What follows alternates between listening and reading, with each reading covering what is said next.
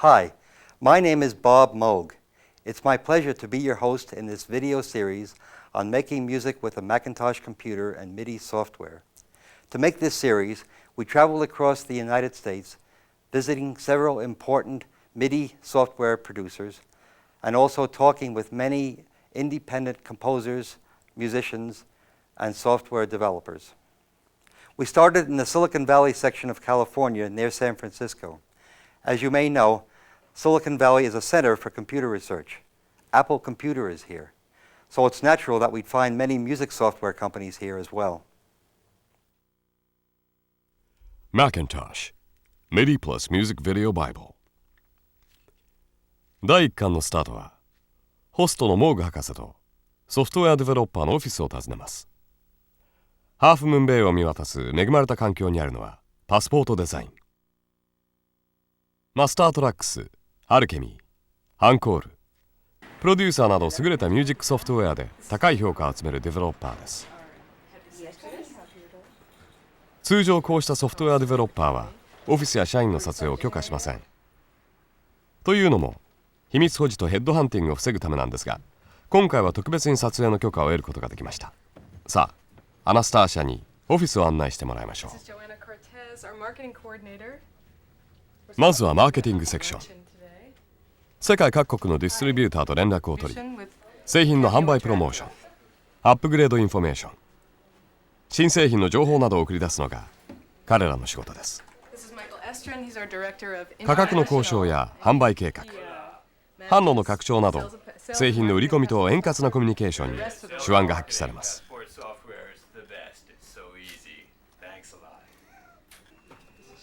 国内のマーケティングは広いアメリカ全土をカバーするためにエリアごとで担当が異なります。ディーラーおよびユーザーの情報はデータベース化され、どの端末からもアクセスが可能となっています。彼らはセールスプロモーションのため全米の有力ディーラーを回り、デモンストレーションやレクチャーもコーディネートしています。またニュースレター、カタログなどの制作や雑誌などの広告掲載のコーディネートも行います。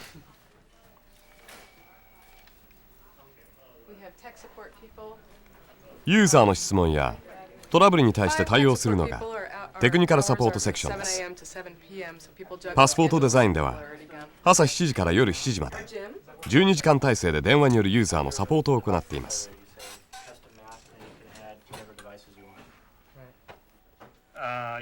彼らは通常1日に平均400本もの電話に答えます。結構根気のいる仕事です。というわけでストレスの解消法にも気を配っているようです。アートディレクターの彼はパッケージのデザインはもちろんユーザーインターフェースのデザインなども行います。パスポート製品のトータルイメージは彼のセンスにかかっていると言っても過言ではないでしょう。ではいよいよ製品開発エリアに入ります。プログラマーはソフトウェアデベロッパーの最も重要な人材です。オフィスの最も奥に位置する彼らのワーキングエリアはプログラマーの一人一人に対して最適な作業環境を提供するため、他のオフィスよりもさらに広いスペースが用意されています。この撮影では彼らの名前を公開しないという条件付きで特別に撮影が許可されました。マスタートラックスプロ、アルケミー、アンコール、プロデューサーなどがここで開発され、そのアップグレードやバグフィックスも行われています。また外部のプログラマーや在宅勤務のプログラマーとの情報交換も彼らを通して頻繁に行われます。ここがソフトウェア開発の心臓部なのです。彼はマニュアルを執筆するテクニカルライター。チーフプログラマーは開発の責任者でもあります。インハウスと社外のプログラマーのトータルコントローラーです。副社長のポジションは経営手腕を問われます。では代表取締役室に案内してもらいましょう。ドクター・ミディことデイブ・クセック。彼はパスポートデザインの社長です。モーグ博士に社長業について聞いてもらいましょう。Most of us understand what a software developer does during the day, and we understand what a customer service person does during the day. But what does the chief executive officer of a software company do all day? Well, myself personally, I remain very involved in the product development. So I spend a lot of time talking with customers and talking with our development team. That's where I spend a lot of my time. And then coordinating our marketing and sales group with our support team, with our development team. So I'm kind of like a father to a bunch of kids who are trying to make their mark in the world. But I enjoy it very much and spend a lot of time in development. Besides the high-resolution screen of the Macintosh, what features of the Macintosh were particularly important for music software? The screen had a lot to do with it because many people wanted to see notation on the screen. And notation on the previous generation machines was very crude. So the screen had a lot to do with it. The user interface, the menuing system, the mouse, was also a real breakthrough because it allowed a non-technical musician to all of a sudden use a computer without a lot of training. So the mouse and the screen were the two breakthroughs that I think catapulted the Macintosh to be the machine of choice for musicians.製品の製造、パッケージングも社内の生産セクションが管理しています。ここから国内ディーラー、海外のディストリビューターにダイレクトに製品を出荷しているのです。インハウスで企画から生産、製造、出荷に至るトータルなクオリティコントロールが行われます。ユーザー保証書も一枚一枚チェックし、シリアル番号のシールを貼ります。ディスクのコピーから品質管理まで、最終的な確認は全て手作業によって行われています。ソフトウェアは一見ただのディスクでしかありません。しかしそこには多くの手間と時間が費やされているわけです。このたった1枚のフロッピーディスクがミュージシャンの手元に届くとき、素晴らしい音楽を生み出すツールとして息を吹き込まれるのです。ミュージシャンの多くが自宅にマッキントッシュとシンセサイザーをセットアップしたホームスタジオを持っています。トム・コスタ・ジュニアは今注目の若手キーボーディストコンポーザー。モーグ博士はボストン郊外の彼のアトリエを訪ね、マッキントッシュの利用法について聞きました。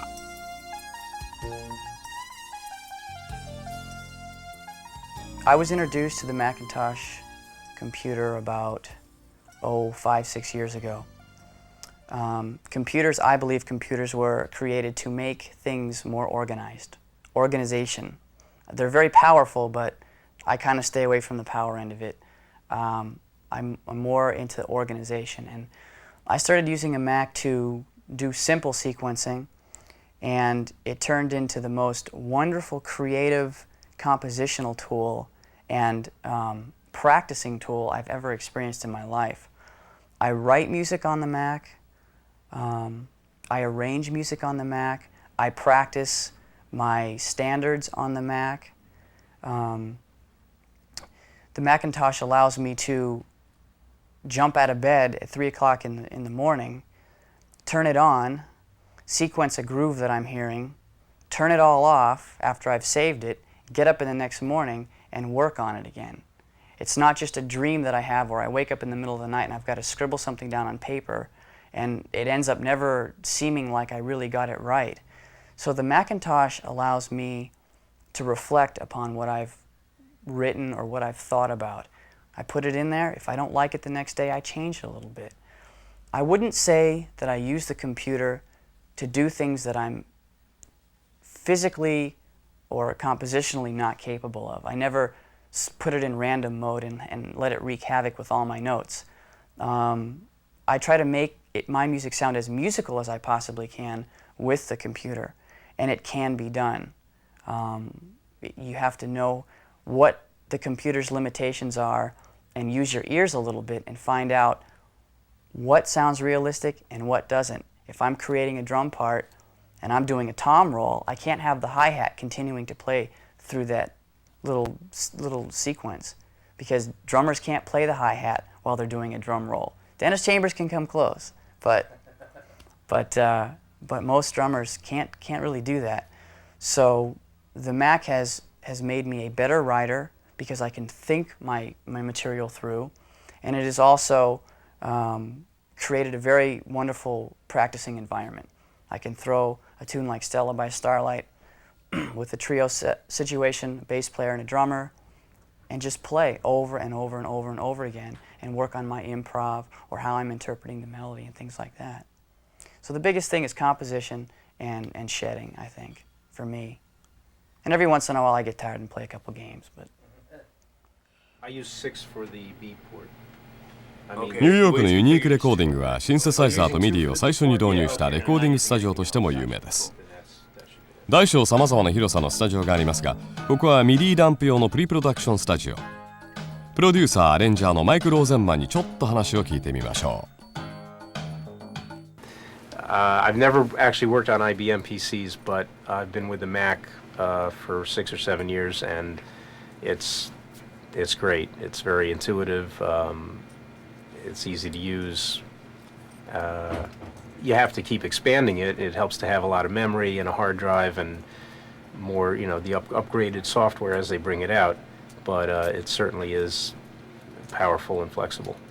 And we'll see where Apple takes it. I think there are some improvements that could be made, and they know about it, and they're working on it for the next generation of computers. I'd say the most popular studio, my recollection would be the Macintosh. That was one of the first computers I had when I first started working here, hands-on experience with. I knew it was being used in the studio. I was using it for clerical things, basically, since I was in a management position, but I knew that I was familiar that we had a large assortment of software for the Mac, besides sequencing the first sequencing programs that were coming out. But we had a lot of storage mediums for the MIDI gear, for the various pieces of MIDI gear that we do have in the facility, and I think that's what really kicked off the Macintosh here, because we had so many varieties of keyboards. It was very difficult to do cassette downloads on everything for every piece that we had, so the MIDI interface with the gear made it a lot easier and a lot more convenient for the clients as well. So Unique's always been on the forefront of technology as far as getting the new equipment in. Just having it first before anyone else did, and having all the MIDI gear here so that I can take what I create at home and just bring in a few discs and wire it up and put it on tape, and it's all the equipment is the same, and I know how to use it, and the staff is great, the engineers are great. It's a good place to work. A little hectic and crazy sometimes, but a good place to work. If I give you a free Macintosh, would you want to have it? Oh, of course. ロスのスタジオウルティモでは元タンジェリンドリームのポール・ハスリンガーが最新作をミックスしています。彼の利用法を聞いてみましょう。I started out a few years ago working with a German company called Steinberg, and they recently adapted their Atari software for the Macintosh, their main sequencer, which is called Cubase. So this is my main package that I work with and that I have the most experience with. On the Macintosh, I use the Macintosh in the studio to control the entire setup, meaning the MIDI interfaces that I use not only control the environment of this one particular Macintosh, but also are utilized to feed in other MIDI signal from other computers. For instance, Ataris. They just send out their information into the MIDI timepiece network, and the network through the patch bay then distributes this MIDI data. What I use this for is, for instance, we all know that we need general sound librarians that just keep all our data, and that is done on the Mac with XR from Dr. T's, just a general librarian for all kinds of system exclusive data. Now, specific editors have advantages over those general librarians, meaning you can edit sounds better. And this is what I use specific editors, again, mostly from Steinberg for. And let's say I edit a sound on the Atari through a specific editor, I fine-tune it.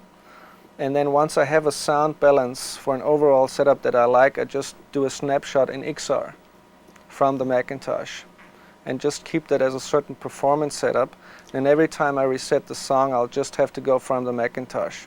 So this is sort of a split up work for various computers, all linked through MIDI. And that's one situation where that works really well, where you do the fine-tuning through one computer and the snapshot and the performance keep on the other one. デビュー以来、マッキントッシュはミュージシャンの高い支持を集めてきました。その理由は、優秀な音楽用ソフトウェアの数々をサードパーティーのソフトウェアデベロッパーがアダプトした点にあります。また最近では、ハードディスクレコーディングやマルチメディアのスタンダードマシンとしてパーソナルユーザー以外の利用も増えています。しかしデビュー当初、マッキントッシュは他のパーソナルコンピューターよりもソフトウェア開発に手間がかかることで知られていました。マッキントッシュを開発環境に選んだその理由をデベロッパー各社のプログラマー、トップマネージメントに聞いてみましょう。One of the reasons we picked the Macintosh was that it was a lot easier to use than most computers, especially for musicians who might not have already been familiar with computers. And along with the Macintosh, that carries right there a sort of way that a program is supposed to appear. And we always try to make our programs good Macintosh typical programs, so anyone familiar with other Macintosh applications could use ours right away. Development on the Macintosh is better than Windows in this regard. There's an awful lot of screen drawing routines. There's the Mac toolbox, as it were, that's located in ROM in the Macintosh, and I think that helps a lot on the performance side. It's just simply unavoidable that whenever you've got software burned into the hardware, it's going to perform better than it is when it's purely software-based or disk-based, as the Windows environment is. So I think we get better performance in the Macintosh environment. The really neat thing with the Macintosh is that you can do so much on the screen so easily. The visual interaction with the user becomes very sophisticated. That's one of the things we strove very hard to do starting in Performer version 2, was to really make use of visual aspects on the screen to give people a good analogy to what's going on inside the computer, to something that they're used to, and to make it look interesting and fun to use. Well, one thing that I think it's important to recognize, that with systems like this, they're very software intensive. The real usability of the system and the real value to the end user is determined in large part by the software. Of course you have to have well-designed hardware, and we pride ourselves on the quality of the hardware, using just the best converters available, using powerful DSP chips and building quality hardware. That's an important part of the system. But what the user really interacts with is the software. And we have seen many, many companies release products in this market. Yet we have been able to keep quite a large market share in this market so far. I think the reason for that is that we've built up a very large base of software, not only from DigiDesign, but from other companies as well. I think we're the first company in this business to really recognize the value of being more than just a closed system, of being an open system or being a platform. We currently put a huge amount of our software engineering time into developing essentially system software that other companies can use to produce better products and multiple software products that can run on one set of hardware. I think this is a model that has been proven in the computer business. Computers like MS-DOS or Windows computers and Macintoshes have become very successful because a huge base of software was developed for them. Now when somebody goes to shop for a computer, you really shop for the software you want to run and then buy the appropriate computer to run it. I think the same is true with a digital audio system. I think you should look at the range of available software. In the case of our products, there's software available from a number of different companies, and we give you a very good sounding, very powerful platform to run that software on. But I think a big part of our success in the marketplace has been our ability to deliver a lot of value, to price our products at a very aggressive price, and to also provide, we have the widest range of software options for the user. They can really feel like they have some different choices of whether they want to do MIDI sequencing plus digital audio, digital mastering, software-based synthesis. We really have a wider range than any other kind of closed system where the manufacturer of the system also has to write all the software. Many companies have made the mistake coming into this market of saying, well, we've got the hardware ready, we're going to take it to a trade show and demonstrate it, and we'll have all the software done in the next 6 months. And they realize that literally 80% of the development effort of one of these products is in the software. I have many more software engineers than hardware engineers. You also can't write software instantly. It happens over years, and we've been writing digital audio editing software for 8 years now. So there's a lot of accumulated experience there that other companies haven't been able to acquire instantly. So I think that gives us a true lead in the marketplace. 豊富なセレクションからソフトウェアパッケージを購入するとき、ユーザーはその開発元の将来性に投資することになります。デベロッパーはユーザーとのコミュニケーションサービスにも注意を払う必要があります。Technical support is probably the largest commitment this company has made in terms of dollars. It's the most important thing for our company to do, we feel, is to support the products once we've released them. We have extensive technical support available to users all over the world. We offer telephone support from 9 a.m. to 8 p.m. Eastern Time, and we also offer fax support on a 24-hour basis. And anyone who registers with us will receive unlimited tech support for as long as they own any of our products. CHIPS。それはユーザーがマッキントッシュとソフトウェアを使いこなすために役立つスマートなアイディアの数々。マッキントッシュミュージックの競争的存在、クリス・ヤバローが書いたマックワールドミュージック&サウンドバイブルは、Tips を満載した最強のテキストブックと言えるでしょう。There are all types of tips in my book. I mean, a lot of it is tips, and there are these little icons in the margin that say tip or alert. An alert is another thing. A tip might be something like, for example, about this getting your Macintosh to work faster. I constantly have a thread going through the book of these 10 commandments of computing. I don't call them commandments, I just call them 10 principles of computing. One of which is that that the less time we spend having to deal with the aggravating parts of the computer, the more we can spend creating and making music. So many of the tips are geared at saving you time, so that free you up for composing, for creating music, whatever you think. How much is this slowing me down, or how much is this speeding me up? Because if you're scrolling in a window, or if you're scrolling, making a copy of a bunch of musical data, and you're putting it at one end of the piece, copying it to another end, if that takes an extra 10 seconds, or if saving a file takes an extra 10 seconds, or if opening a file takes an extra 10 seconds, how many times do you do that an hour? Do you save a file 6 times an hour, probably? Open it once or twice an hour? I mean, already there's a minute. If you're working 10 hours, it's 10 minutes. So just on saving files, you can knock off 10 seconds, and it's 10 minutes a day, and you're working 6-7 days a week, so 70 minutes. You've got 70 minutes back into your life that you can put into creating music.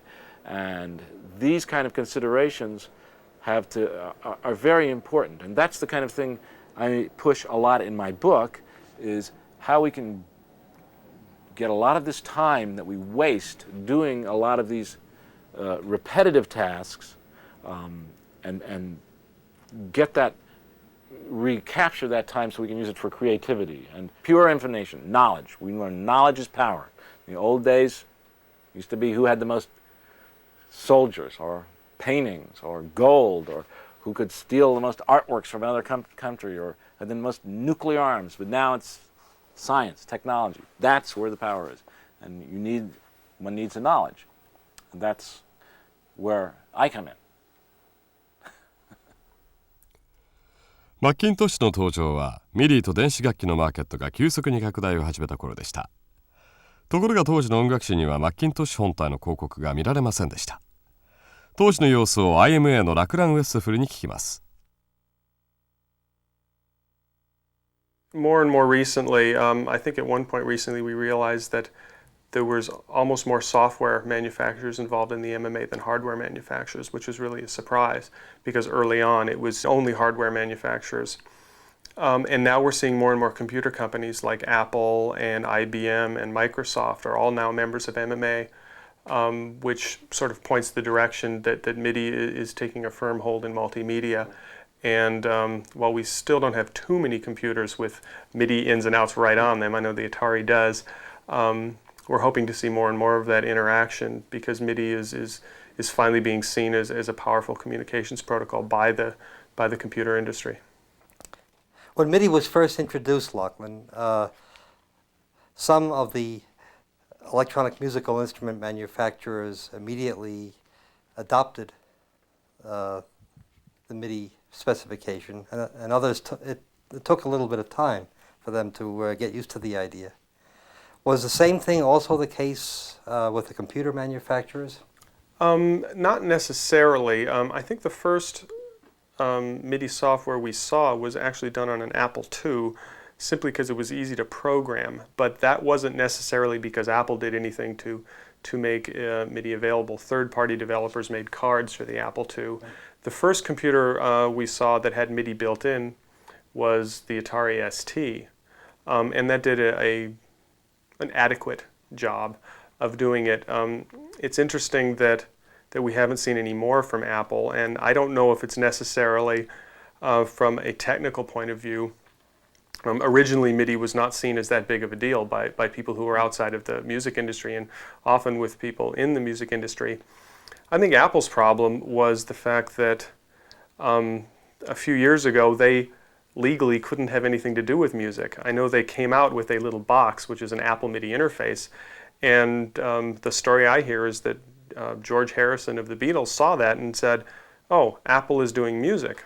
Well, when Apple started up, they had a legal agreement with the Beatles, who have the Apple Core, that Apple computers could use the Apple name and logo to sell computers as long as they didn't move into music.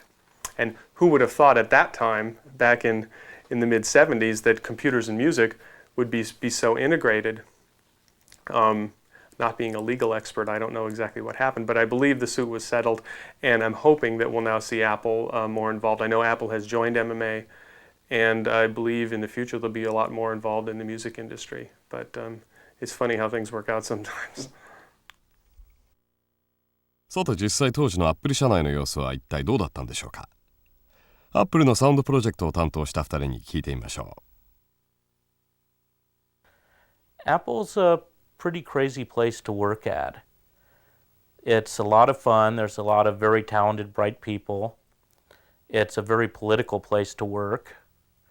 There's always lots of fights about which projects get done and which projects don't. When I joined the company in '85, people... I'm not even sure that people would have believed me if I had told them that there were musicians buying Macintoshes solely for the purpose of doing music. I mean, it was inconceivable. They had no one even thinking that such a thing existed. There was a popular opinion that the computer made a beep and that was just fine, and you didn't need to do anything more elaborate with it. We got paid several visits. Of all people, the Grateful Dead came to visit us in our labs. That was very exciting. Peter Gabriel came to visit us. That was kind of neat. And all sorts of other people seemed to call up and occasionally talk to people and try to find out. I believe Herbie Hancock called once, and I know that Chick Corea came and called at some point. And this finally began a perception around Apple. My God, real people are using this stuff. So I remember the Moody Blues gave a concert actually at Shoreline Amphitheater right down the street here. And I got called up at the last moment and I got tickets to go backstage so that I could go speak with Patrick Moraz, who was their keyboardist at that point. And, well, because Patrick was using a Macintosh to do his MIDI stuff on stage. And of course, everyone in marketing just had no clue as to what this meant. So they kind of wanted to send me to find out what he was doing. They were, in fact, it was kind of the Apple sides were going, well, I don't know, he's called us and talked to us about this, but we don't know what it means. You seem to know something about music. Can you go do it? Well, fortunately, after a while, things finally caught on, but especially due to the efforts of a particular individual, Liz Gebhardt. Liz Gebhardt was a woman in marketing who's personally was a musician, separate from her job. And she had a great desire to see this happen. And fortunately, through her efforts, finally, people at Apple finally began to see that there was something there. And through that efforts, we finally produced the Apple MIDI interface, which was our first, I think, first real triumph. And so now we're talking '88, I believe. Especially once Atari came out with their MIDI interface built in. And we thought about it and decided that most of the customers really, didn't want a MIDI interface. There was a group of people that was very important for, and there were a group of people who didn't care. And real estate along the back of the computer is very precious. There's only so much space to put connectors on. So instead we developed the Apple MIDI interface with the idea that it would be inexpensive enough that dealers could include it with the machine for people who wanted it, and the people who didn't want it didn't have to be burdened by the cost of the interface. And it's the first time that Apple marketing finally actually endorsed something, and we went to a NAMM show. This was amazing. Apple had a booth at a NAMM show. It was the first, I believe, major personal computer company to have a booth there. Certainly surprised a lot of people at the show. It certainly surprised us who got to go to it. I was certainly overjoyed that we finally had a booth. And we introduced the Apple MIDI interface, and finally showed that Apple upper management had finally bought into the fact that yes, musicians were real customers. And at that point, you started seeing advertisements in music magazines, etc. The first big project I really got to head up was the MIDI manager. And after that, I went on to manage a sound group where we were working on some sound cards that never made it out to the public. Those sound cards that never made it out the door sound interesting. How did they work? Well, the idea was, what could we do if we stuck really good sound in the computer? And that was the original idea for the MIDI manager. We needed to have all the developers talking to a software interface, so instead of having the MIDI go out the back of the machine, we could have it get redirected to a synthesizer card. It turned out that Apple wasn't real interested in doing that card, but DigiDesign was. And now they have the sample cell card and the Mac Proteus, which are all very similar to the original idea we were exploring when we started the MIDI manager.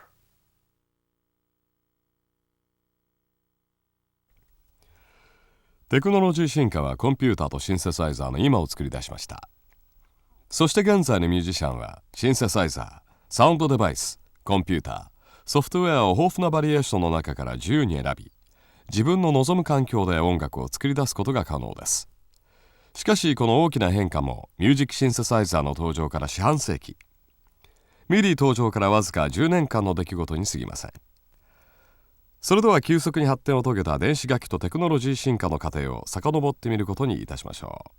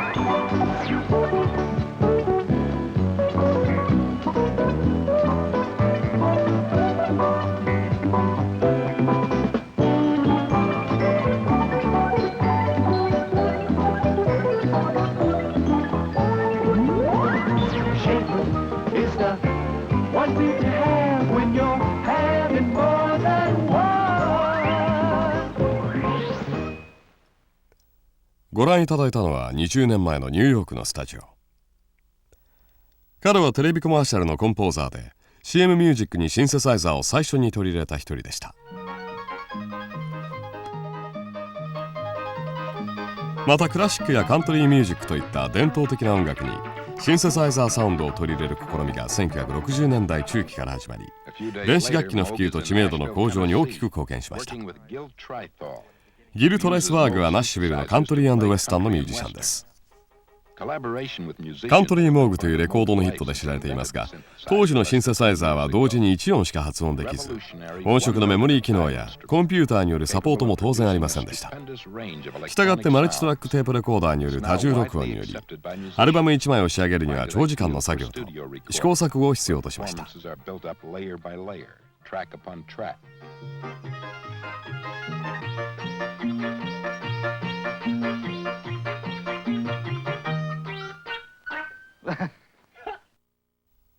電子楽器の登場は今世紀初頭のテルハーモニウムに遡ります。工場規模の大きさを必要としたこの楽器の原理は真空管を利用したハモンドオルガンに引き継がれます。今世紀中頃、大学や放送局に大型の電子音楽スタジオが設置される以前にも、トラウトニウム、オンドマルトノー、テルミンといったポータブルな電子楽器が登場し、音楽に貢献してきました。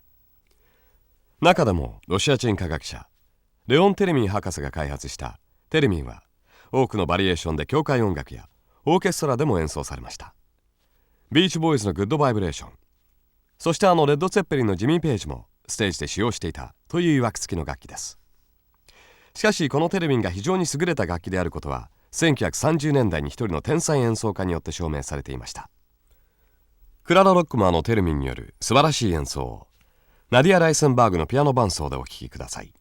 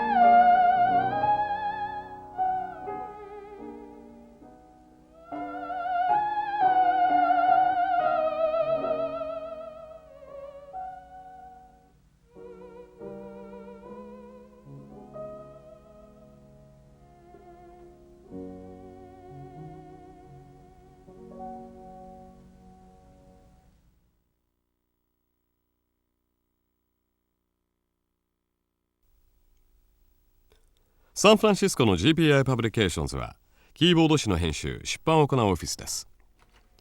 マッキントッシュによる DTP を導入して制作される紙面には、迷子電子楽器とコンピューターミュージックの過去、現在、未来が反映されています。編集スタッフは皆ミュージシャンとしての素養を持ち、公正で的確な記事が読者の高い信頼を集めています。The other function. Have you tried doing that with the paste? Yeah, you can paste do it. into or paste Yes, behind. you can do that, with the but paste it's controls. it's very memory intensive and takes a long time. And channel ops is almost instantaneous. I mean, relative to that type of thing. Okay. As usual. No, I understand that Michael's become a big fan of the IBM PC now. Certainly have. Yes, now that Windows 3.1. Yeah, next month's cover story is going to be on Windows, and Michael has been running up and down the hall shouting, "Yippee!" Yippee! I love Windows. ここは編集長ドミニク・ミラノのオフィスです。どうやら彼は不在のようですね。何度も重要なミーティングのため外出中とか。それでは彼を追って我々もそのミーティングに参加することにしましょう。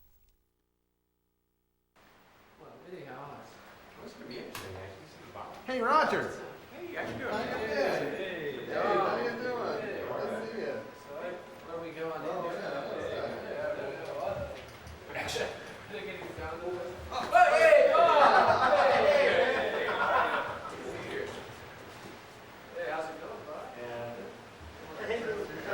The Dead Presidents Speak。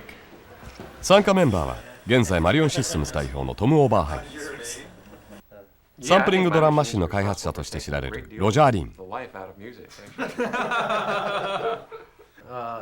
ェット5をデザインし、またミディ企画の発案者としてその後の発展に大きく貢献したデイブ・スミス。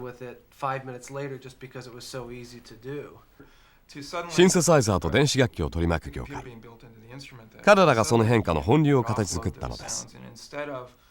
その発展と変遷をドミニク・ミラノはキーボード誌の編集を通してつぶさに見てきました。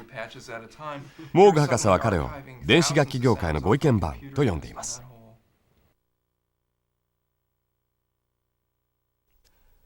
70年代初め、ミニモーグから電子楽器産業は産声を上げました。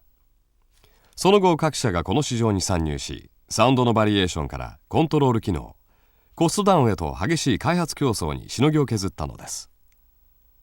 ハードウェア中心だった楽器市場にはパーソナルコンピューターの影はまだなく、コンピューターテクノロジーをいかにハードウェアに取り込むかが最大のポイントでした。良きライバルとしてサバイバルゲームを戦った彼らがここに一堂に会したというわけです。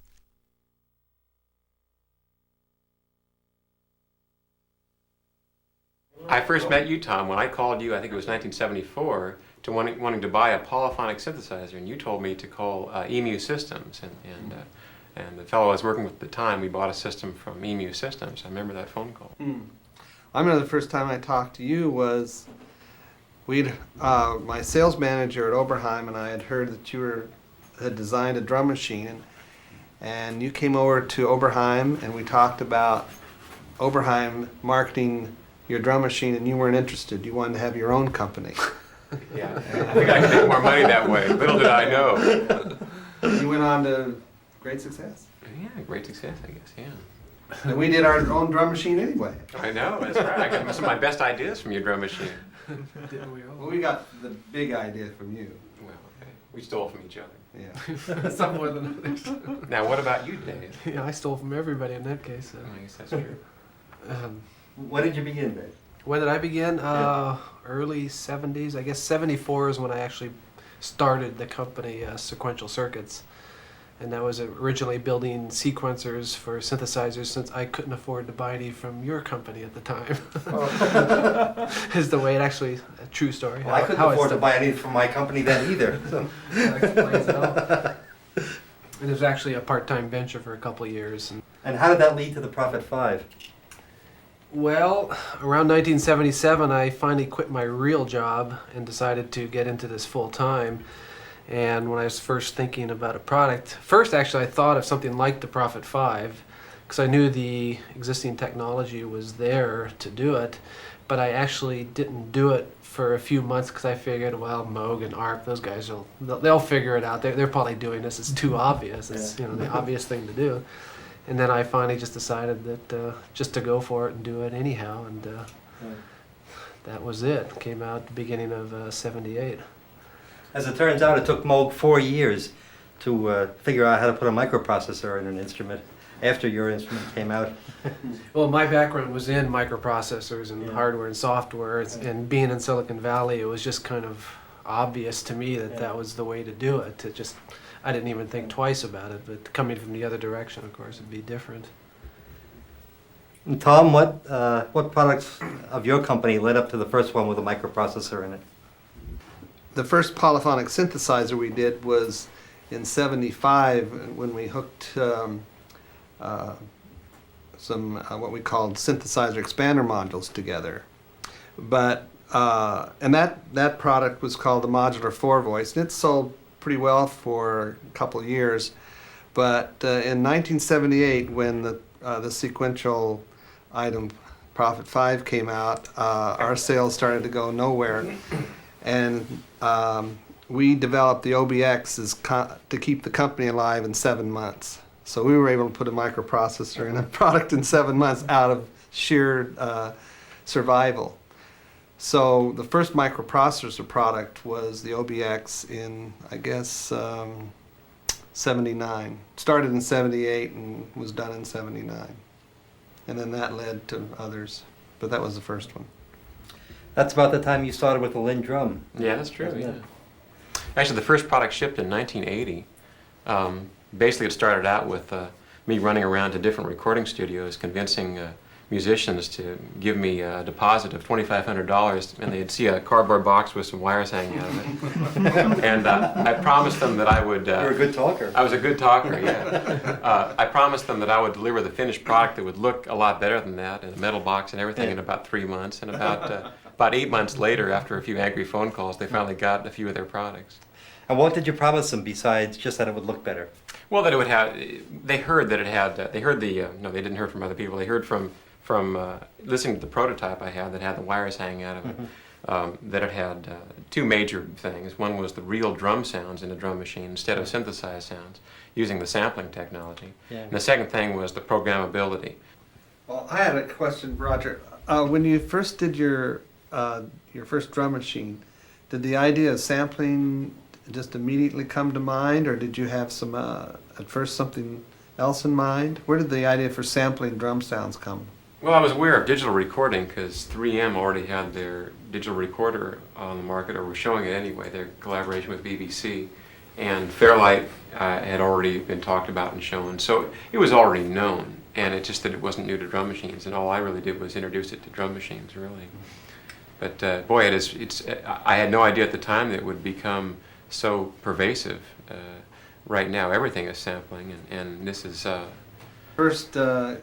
When we first started doing drum machines, the computer we had to do drum sampling was a mini computer in a rack about this high. It was 8 bits, and it could only do a half a second or a second of sound. And now it's, of course, you can put it in your pocket. Well, you had the slick development systems. I did the development for my first drum machine on a Radio Shack Model 1. And I built my own 8-bit D to A converter, or A to D converter, to sample the sounds, and I don't think it ever worked quite properly. And now the systems That's that Lynn sound. That's right. Maybe that's why it sounds good, because it didn't work properly. Yeah, that's true. Sure. We all know how often that happens. It has good distortion. Yeah. I can remember the Kurzweil computer on which they processed their sounds. Had a D to A converter that was specially made, and it cost $5,000. I remember the D to A converter before. Now the same thing costs $50. I remember the first showing of the K250. It was behind closed doors at a NAMM show, and you'd come in, and it was all very secretive. I'll come over and see this, and they had the instrument there, but there was nothing in it. It was connected to your computer back in Boston via the phone lines. サンプルウェーブを利用したカーツウェルやサンプラーの登場で、リアルなサウンドをミュージシャンが手にし始めた頃、ヤマハの DX7 はマーケットで最大のヒットを記録しつつありました。FM 方式によるシンセシスの知名度も急速に高まりました。At the school that I went to, they had an electronic music lab which I played with, and I was playing with the ARP synthesizer and the Putney VC3 synthesizer, which is an early analog synthesizer from England. And while I was there, the university got the first prototype serial number 1 of the first semi-commercial digital synthesizer. It was a group of college professors and grad students from Dartmouth who formed a company called New England Digital. And this was the first synthesizer to use a process called FM synthesis, frequency modulation synthesis. You sat at a console, at a computer computer terminal. There was no musical keyboard. It was not real time. It was all a language, and you would design sounds by typing in a language that was very complicated, and it took hours. Then you'd have to compile. The computer would have to sit and think about it. It could take 20 or 30 minutes to come up with a composition that was maybe 1 or 2 minutes long. But I thought it was fantastic. I made an illegal copy of the key, and I would sleep there sometimes at night during vacations. When the school was on break, I would stay there for a few days, and I would just program, and I was working in the electronic lab. FM シンセシスの理論は現在スタンフォード大学カーマ所長を務めるジョン・チョーニング博士によって1967年に考案されました。しかし多くのミュージシャンは FM 方式は複雑で分かりにくいという印象を持っているようです。John, how would you explain FM to a musician? Okay, I guess it's not so easy to explain it if one begins with equations, and because we as musicians are not trained to think that way. And I use vibrato, as I mentioned earlier, as a way of explaining it. And so I can say two things that will explain FM, I think. One is, we know if I start clapping my hands, and I'm able to clap my hands faster and faster, and there's a certain point where we no longer would hear a kind of rhythm. We would not perceive this as changing in time, but around 25 times per second, if I could do that, we begin to hear a pitch.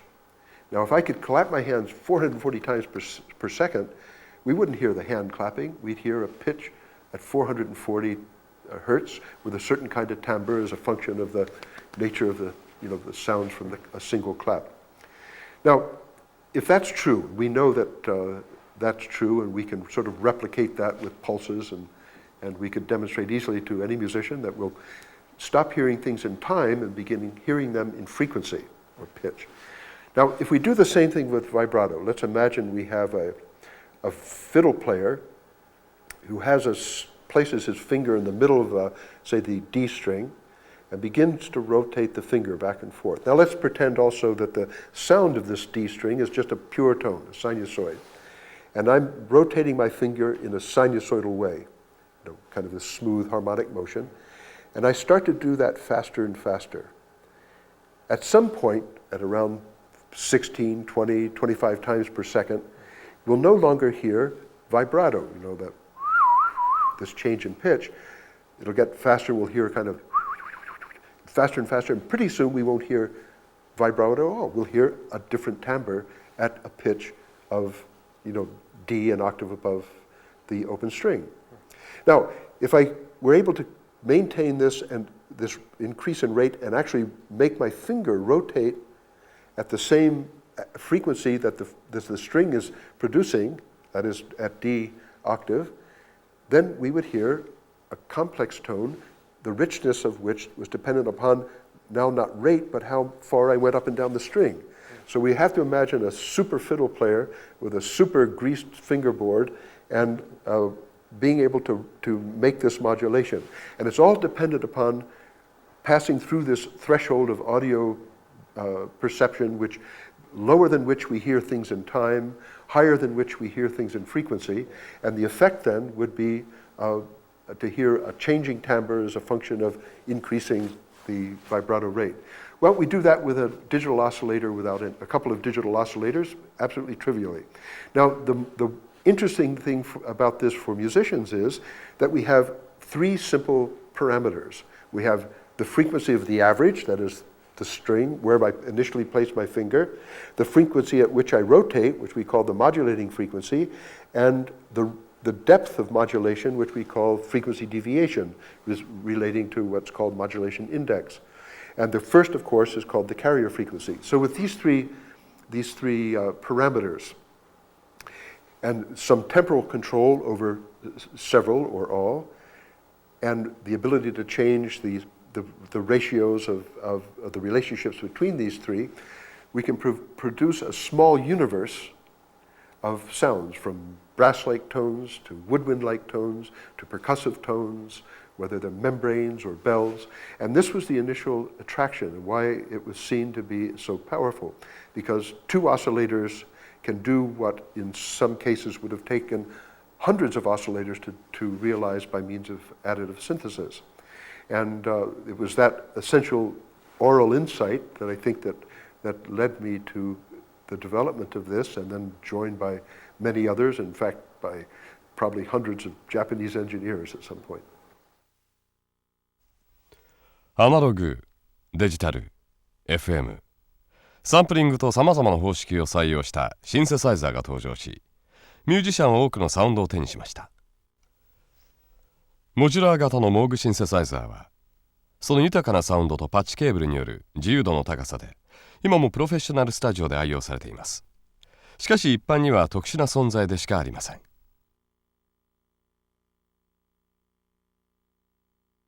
例えば、メロトロンはどうでしょう。チェンバリンのアイデアを元にして製造されたこのテーププレイバックキーボードも、特徴的なサウンドに愛好家は多いかもしれませんが、デジタルサンプラーにその地位を完全に譲っています。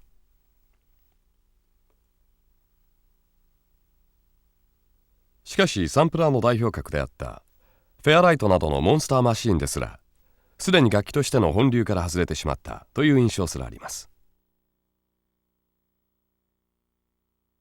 現在の主流は、さまざまなシンセシス機能を一台にまとめたワークステーションタイプの製品でしょう。デジタルアルゴリズムによるサウンドのバリエーションや簡単なシーケンサーを内蔵し、一台でミュージックプロダクションを可能とするコンセプトの楽器が人気を集めています。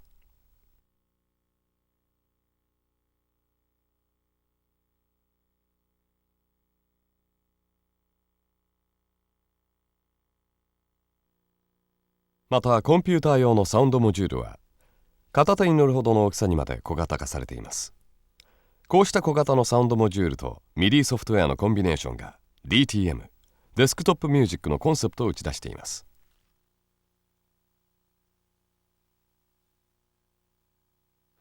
Someone who is just learning music or just an amateur musician gets such a great system for such a low cost and with very little complexity. Yeah. I mean, if you're working with MIDI and you have to buy a MIDI synthesizer from one manufacturer and a computer from another manufacturer and a music program from another, and you don't know too much about this, there's quite a lot of learning you have to do. And it's so nice, some of these systems like the desktop music, that you just plug one system into your computer and it works. That's it. Of course, there are limitations, but I think the advantages far outweigh the disadvantages for the amateur user. Yeah, I think one of the problems, though, with that approach, especially in the United States as opposed to Japan, is I'm not sure our teachers are ready to take the leap that's required of them to use the sort of desktop music systems as teaching tools or workstations. They're still thinking in terms of a music lesson in a school, for example, is still a trombone or a clarinet or a traditional band instrument.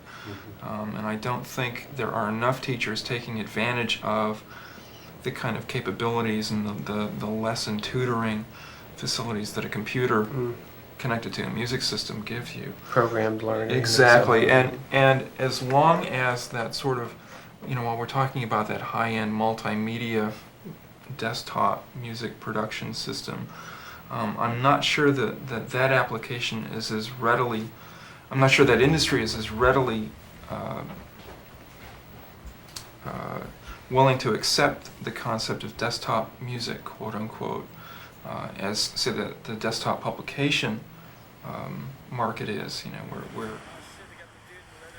音楽教育でのコンピューターとMIDIの利用、その最先端の状況を知るべく、モーグ博士はボストンのバークリー音楽院を訪ねました。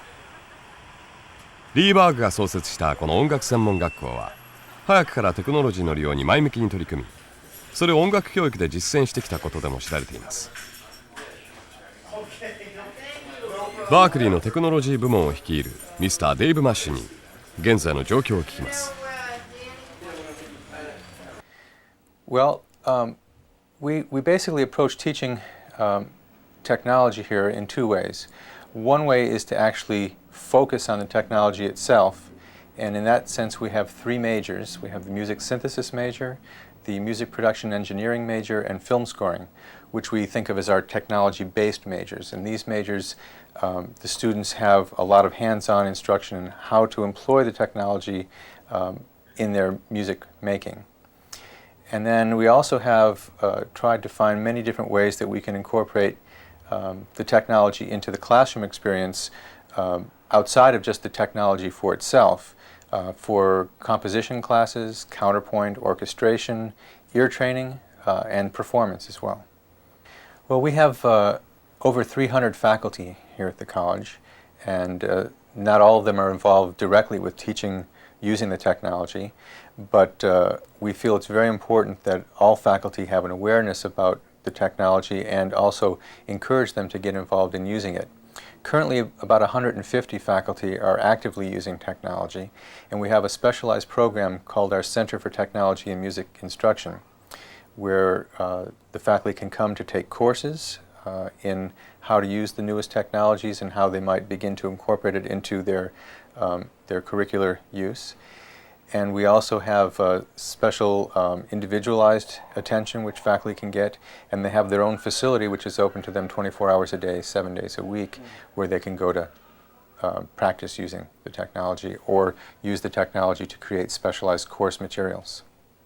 At this point we're using Opcode's Vision and Studio Vision sequencers.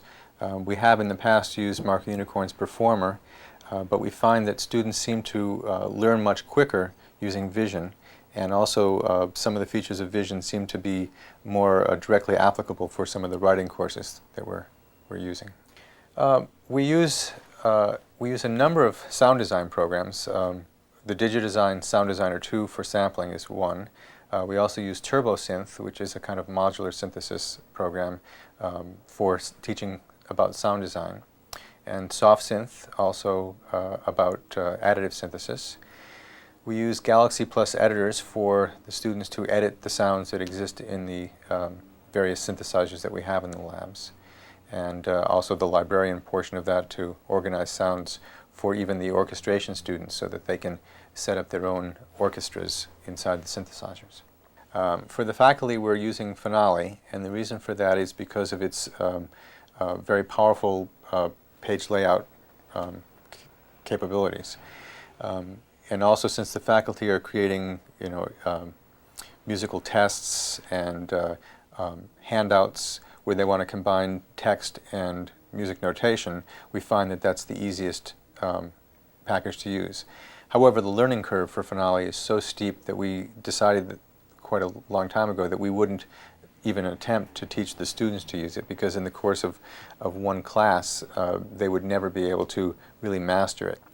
So for the students right now, we're using Coda's Music Pros software because it has the same kind of quality output, but it's much easier to use, much easier to learn to use.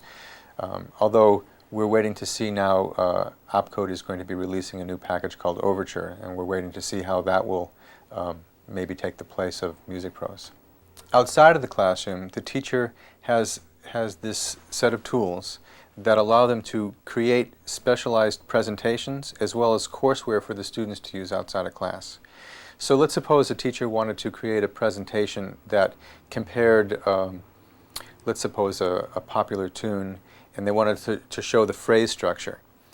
Using the toolkit, they could very easily identify from an audio CD recording the phrase structure of the piece, and the toolkit would automatically create buttons which would play phrase 1, phrase 2, phrase 3. And then when they're in front of the class doing a presentation, they can also import music notation into HyperCard as well, project it on a screen, and then click the measures itself and actually play the section from the audio CD. Likewise, they can continue this kind of thinking involving laser discs or QuickTime movies, and inside of a HyperCard stack that they might create specifically for the students to use, create a kind of interactive multimedia presentation where the student could learn about a given musical topic. Do you have a name for it, this HyperCard? It's called the Educator's Toolkit. Okay. Well, I think we have more effective ways of teaching many subjects now with the contemporary tools than we had before.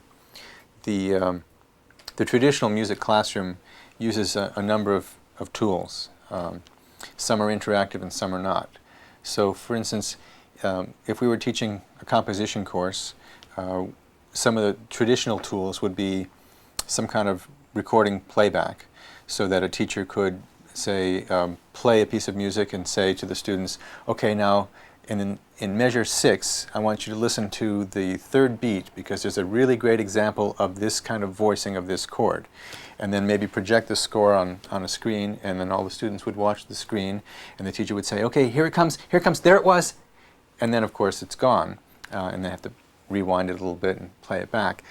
And that situation is not very interactive because there's no real connection between what the students are seeing and the sound, other than it happens to have previously been a recording of that score.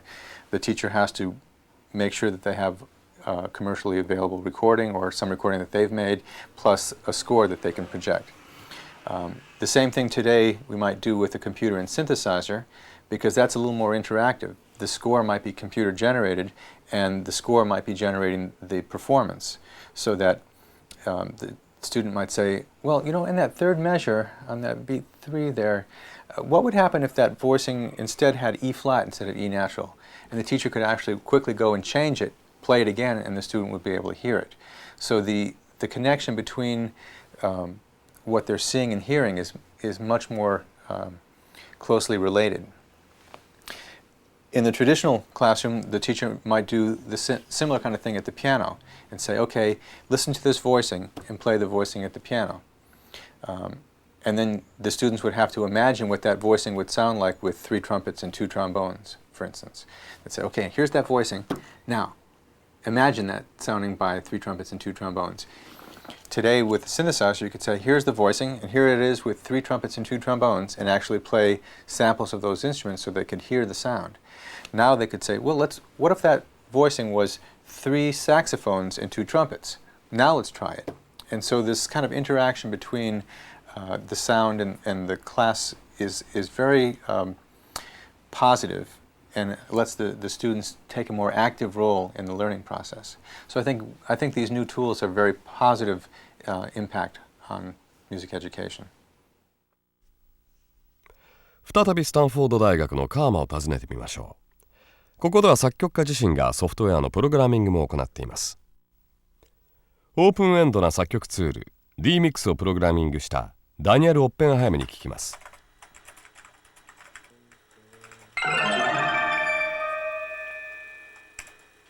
I come from a very simple analog studio background using Moog synthesizers with patch cord and a mixer, and there's a lot of physical action with the music, so it's very, for me it's very expressive. It's very easy to express your ideas, but it's very difficult to work, and if you have an idea and you don't have the tape running on, you'll never get it again, and it's not exact, and so many problems. So when I came to the digital world of using computers, I felt that everything was very exact and could be very repeated, but it was very difficult for me to get my expression into the music. So expression is one thing. On the other hand, there's the issue of if I have a compositional idea, I just want to sit by a computer and do it. So it's supporting the creativity, the natural way that we think. And I think that a lot of the systems that we had were very big systems that could do a lot, but forced you to think in a very particular way. Say, if you could express your idea in a little computer program, then you could make music. And I'm not saying that those systems, it's my particular problem. I mean, a lot of really good music has been made with it. But I felt that we have to open somehow the doors for creativity and for expression. So I felt that a composition environment should be sort of virtual. It shouldn't depend on what synthesizer you run. It doesn't matter if it's MIDI, or if it's DSP, or if it's sound file, or if it's software synthesis. That shouldn't be part of the environment. Because the technology changes so quickly, don't rely on that. I also didn't want to care about a specific computer. Right now I'm using the Macintosh. It's wonderful for me, but things are changing so rapidly. We have Next, we have Silicon Graphics, we have Spark stations. Who knows what's going to be the better machine. I want to build a program that will, to build one program, and then that will be the program that I use for many years, and hopefully for other composers to use for many years. And therefore I completely disregard the hardware that it's connected to. What about performance? If you take the classical score is not the music. It becomes a music when a performer comes and performs it. But the performer also changes the score and he adds all sorts of expressive nuances. So how do you deal with that? So performance for me is not a separate issue than composition. I really feel that composition and performance are just part of one thing that computer music is all about. So there's a whole sort of philosophy about adding expression to music, and I feel now that we're just beginning to understand those problems. If you'll come back in a year or even less, there'll be a lot of things that are not in here today that go specifically towards expression. And that's another reason for doing DMix in the way I did it, that it's built completely open-endedly. As I sort of work with the program, and as a composer just mature, I understand music better, or I get new ideas, and I think that the program should always be able to go out and expand. If you take commercial programs, then they're completely closed. You can't do anything with them because you can't access the source code and you can't recompile them. Okay, so let's look at DMix. Before I start showing you some specific tools, let's have a very brief overview so that you get a feeling for what the environment is. We have here graphical editing tools. This is a note list view or a piano roll notation. We have here a higher level hierarchical view, the other graphical views that we have. Down here we have text tools. This is a note list sort of tool. This happens to be a note list of a score that is going to be tracked during a live performance. This is a score of Quill. Quill lets you write little programs and generate large sections of music sort of algorithmically, not sort of, but exactly. On the other hand, we have here tools that I call these echoes. They're real-time interaction tools. Let's look at one of them, for instance. Let's take this one. I'll play the keyboard. We can hear that. Now I'll turn the echo on. What's happening here, that for every note we're getting 4 extra notes that we can change.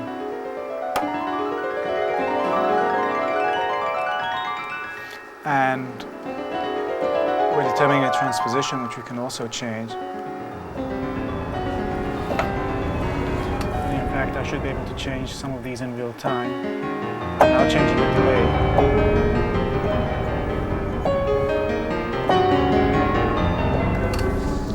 If I go into edit mode, I get some buttons that would let me say drag notes or stretch the begin time or end time.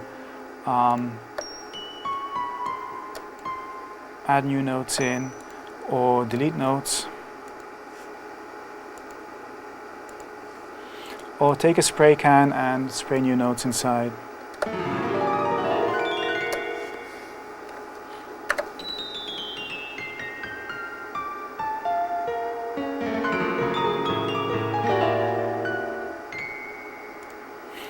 This was confusing because it wasn't the same rhythm I inserted the notes in. Or take a pencil, and since this pitch is really showing us, this view is showing us pitch on the y-axis, if I draw a line here, the pitches will fit onto this line.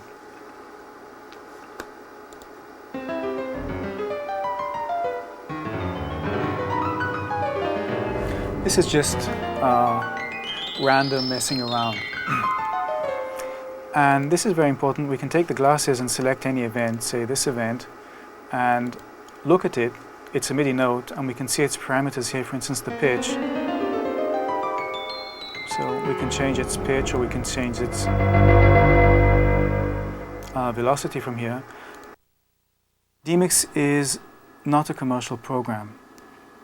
It's very big, it's very sophisticated, and I think that it would be very difficult for the sort of average commercial user to go into it. It's really intended for very, I don't want to use the word sophisticated, but people who are very serious about computer music and are very serious about their composition. I am really eager to have as many people who would like to use this, and I will do everything I can to make it as easy for them to get it. All they have to do is write me a letter, call me, fax me, or whatever it is. But there is a sad point to that. DMix is implemented in Smalltalk, in Park Place Smalltalk, and whereas I can give the source code for DMix, which is meaningless, I can't give it with Smalltalk. So users have to get a Smalltalk license before I can give them DMix, or before they can make any use of it. 音楽的なアイディアをコンピューターに投影してその音を確認しながら作曲を行う。しかも自分に必要な表現能力の進歩に従ってそのプログラム自体も進化を続ける。音楽を通したコンピュータープログラムと人間の関係は将来どのようになるのでしょうか。音楽家の指示に従ってコンピューターが自動的に作品を提供する可能性を多くのエンジニアが指摘しています。しかし同時にその結果は人間不在の音楽を生むだけに過ぎないという意見も多く聞かれます。彼が大人になる頃、コンピューターミュージックはどのような変貌を遂げているのでしょうか。かつて研究機関や大学が所有していたコンピューターのパワーはパーソナルレベルに移行しました。その急速な進化を経て我々のテクノロジーには発展の余地が残されているのでしょうか。音楽とテクノロジーに関して今後起こりうる可能性について話を聞いてみましょう。Well, it seems the evolution of these instruments is kind of experimentation, consolidation, experimentation, consolidation. Yeah. Back in the analog days, you had analog synthesizers, yours, of course, being the first big one, the Moog modular. And then there was the Mini Moog that consolidated a lot of these features together.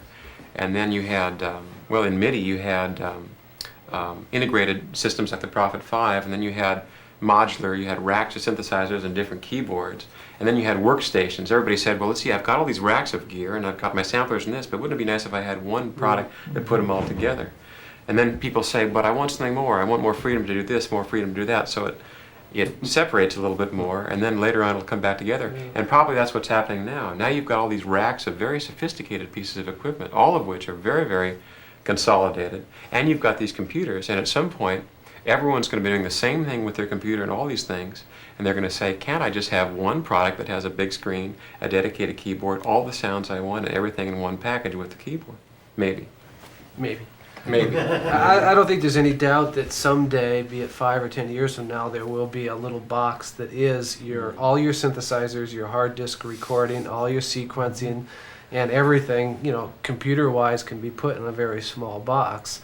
The only difficult part, of course, is the interface to that, because how do you do your 16-track mixer on a, computer screens are nice to a point, but if you're trying to do a 16-track mixer, for example, doing it with a mouse is kind of dopey, I guess. Well, that may be what happens. Right now in the experimentation phase, everything's on a screen because it's easy to change. And then once all the screens are the same, everybody says, I want this screen, then it'll all be hardware. Maybe it'll in 20 years the product will have some hardware sliders and a few knobs, but everyone will know what they do, and it'll be kind of like having a gas pedal on the right and a brake to the left. Yeah, I find it really fascinating that even though you're dealing with a totally virtual memory thing inside of a computer where there is no reason why you have to have a fast forward and a rewind button and a play button necessarily, you still got it. It's still the same control that's on, your old cassette recorder. Yeah. It's still the same stuff. And then we get into standards and telephone dials and why some things are, well, QWERTY keyboards, perfect example, something that's totally inefficient and will probably be with us forever, just because it is what it is. People are used to it. And MIDI, that may damn well be with us forever too, I guess. There's one which is being, I've mentioned the fact that we're doing some physical modeling, and I think that has a great interest in how future synthesizers will be developed and utilized. Physical modeling has a very great attraction in that it's based upon an idea of a model of musical instruments which gives the user intuitive conceptual access. For example, if we have a physical model of a string, a user knows intuitively that if we lengthen the physical model or the string length through the physical model a certain amount, that there will be a frequency change, and we know what direction that change will be. We know that because we've been around musical instruments enough to know what happens when we change string lengths. Violinists do it, guitar players do it, we all know. But physical models provide a kind of an extensibility beyond the physical constraints of the real world. For example, we could imagine a string that's not just 10 feet long, but maybe hundreds of feet long over great tension, say a Golden Gate Bridge cable or something of this sort. But in its extreme case, it still has a contact with our natural experience with the acoustic world. And I think that's a very powerful,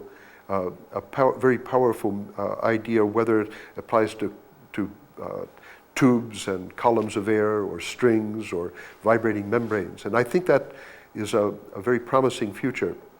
Now the other project which I think is interesting is one being pursued by a mechanical engineer graduate student, and it's an analysis and model of the arbitrary keyboard.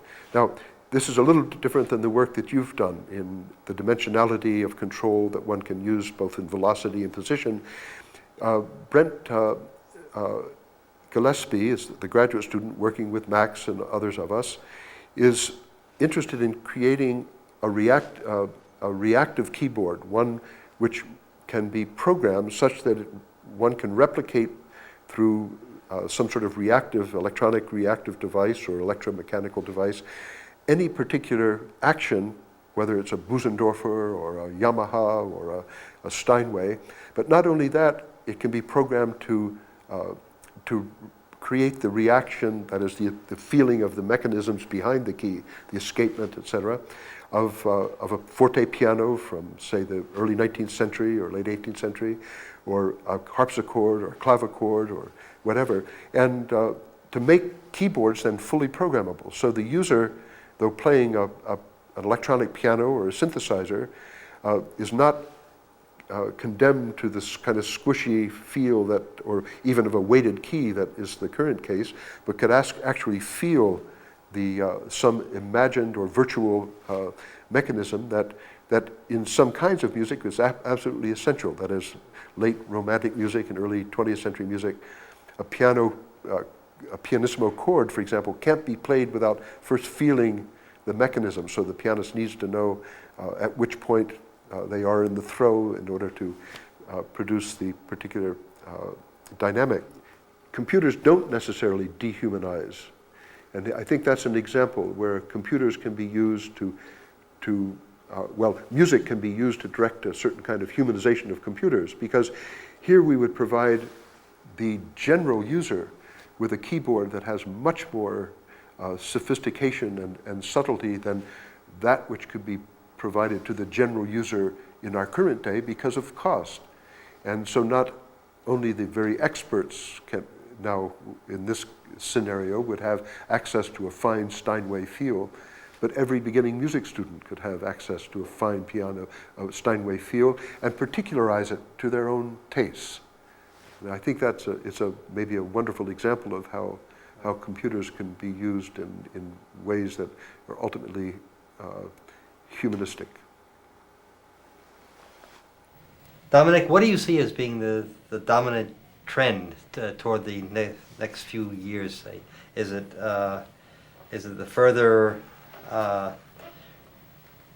reduction of synthesis capability to cards that you plug into your computer and you do away with keyboards? Or is there something else that is looming in the near future? Oh, I sense that the entire industry is searching for a direction, and until there is the next big breakthrough in computer power versus the price of that computer power, I don't know that we're going to see any startling breakthroughs. I don't think you'll see sound modeling on a commercially available instrument for a while. So I'm waiting to see that risk-based machine that lands on everybody's desk tomorrow for $500 as opposed to $20,000. 10 years. Well, I believe in general that we'll continue to see advancements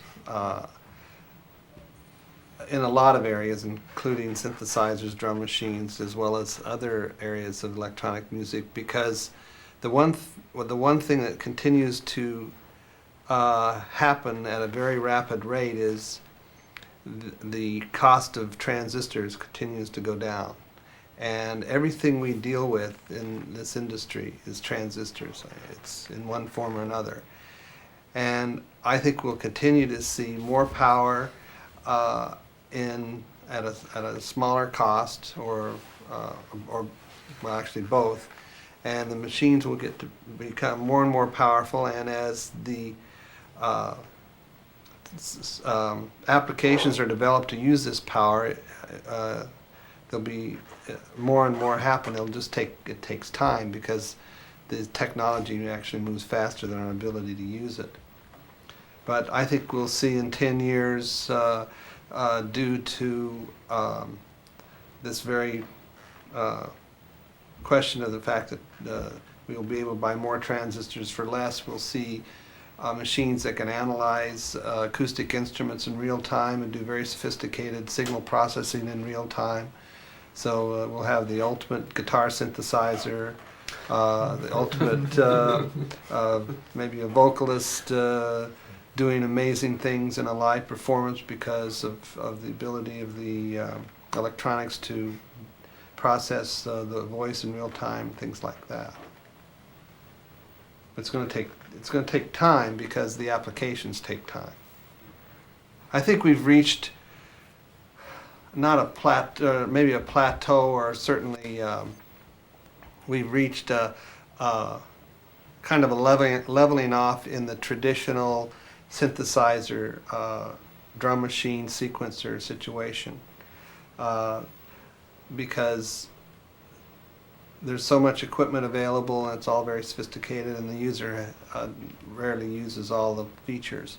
But I think we'll see some new areas come up in the next few years in other areas. Again, based on the fact that there's going to be so much power available in the electronics. Plus, there's a real interesting fine line between instant gratification that everybody wants on all their instruments and getting bored to death with the thing 5 minutes after you become proficient on it. If you could instantly do great music, then by its very nature, you'll probably get bored with it 5 minutes later just because it was so easy to do. I think that's part of why people still want to learn how to play a guitar or play a piano. And that's something we're constantly fighting with in the high-tech area, because we can make things that are easier and easier to use. But at some point, how does a player piano make you a better piano player? Because you could listen to the music and it sounds great, but it was a little too easy. And there's a real fine line there. It'll be interesting to see how that's handled in the future as we get more and more sophisticated with our interfaces and instruments. But other than that, I agree that I think the market is definitely plateaued now, because we've reached a point where we've provided mostly what people want. So there's a lot less reason for them to buy the next thing that comes out, because it's only incrementally better. And I think the instruments we'll see and the improvements we'll see in the next few years will be smaller improvements over what's already there today. We already have multi-channel direct disc record and play back to synchronize with MIDI, and all that stuff's already here. So all we could do is make it cheaper and make it a little bit better, a little easier to use, and that sort of thing. There's really not room for a major breakthrough there. In synthesis overall, I think there is room, and hopefully we'll provide it. Obviously we can't talk about things that we're working on, but even then I have a fear that we come up with a synthesizer breakthrough, but the only people interested are the professionals, and everybody else will still keep playing their $500 piano, organ, strings, brass modules, and they won't be all that interested in something that creates a whole new class of sounds. So it'll be interesting to see what happens. Okay.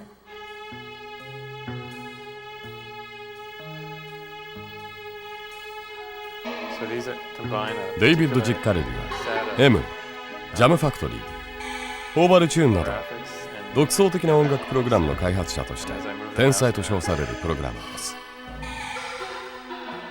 彼が現在手掛けているプロダクトはポップコードから製品化されている MAX なんですが、その斬新なコンセプトは同業のプログラマーからも絶賛されています。彼も MAX のプログラミングに一生をかけるつもりだとコメントしています。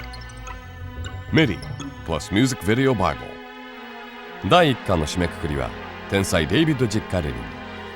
これから先ソフトウェアプログラマーがあるべき姿を尋ねてみましょう。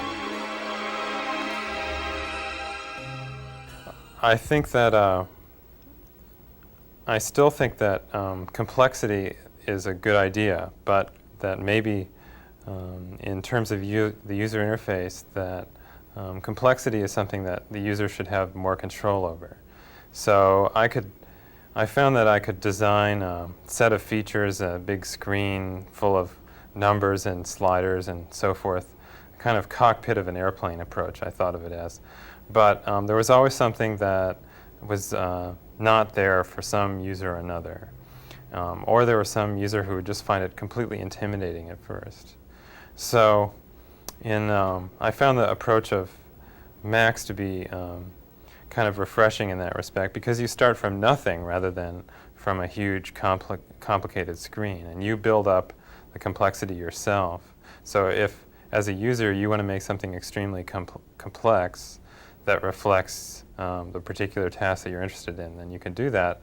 But if you're the kind of person who wants a sort of spare user interface, you can do that too. So that's, I think that's an approach that can reach a wider audience, is complexity that is under the control of the person who's using the program, rather than trying to design the perfect interface optimized for whatever contingency you could think of at the time. In terms of actually writing the programs, I think the most important thing that I see computer programmers should do is maybe take a step back, especially after a few years, and realize that in the modern age, computer programs last for a long time. I think that most people, when they start writing a program, they don't think that they're going to be working on it for more than a year. They're going to write the program and then it's going to be done. But a lot of these large, complicated programs, like the MIDI sequencers, have been around for 7 or 8 years now, and they're still working on them, and they'll probably be working on them for 20 more years. So it really makes sense, I think, to consider that you might be working on something for a long time if it's really successful. And so you have to constantly be reinventing how you approach the problems in the software, rather than trying to, in a sense, patch how you were thinking 7 or 8 years ago.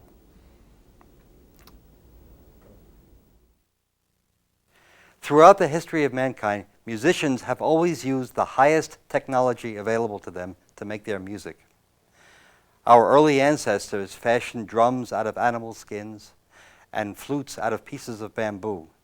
That was high tech back then. During the 16th and 17th centuries, wood technology was high tech. and that gave us our stringed instruments and the woodwinds. During the 18th and 19th century, manufacturing technology came to the fore. That gave us the piano, the saxophone, and our modern brass instruments. Now, in the last part of the 20th century, electronics and computers are the dominant technologies. Virtually all new music resources that have been developed in my lifetime have been either electronic or computer-based. I believe that the personal computer is the most important single resource that has ever been available to musicians.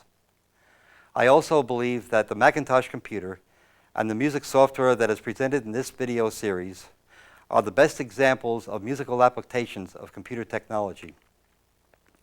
What's more, this computer technology is growing at an explosive rate, and new products, hardware and software, are becoming available on an almost daily basis. It's a real challenge to learn to use all these new resources, but it's also an opportunity that makes this time in our history a very exciting time for all musicians.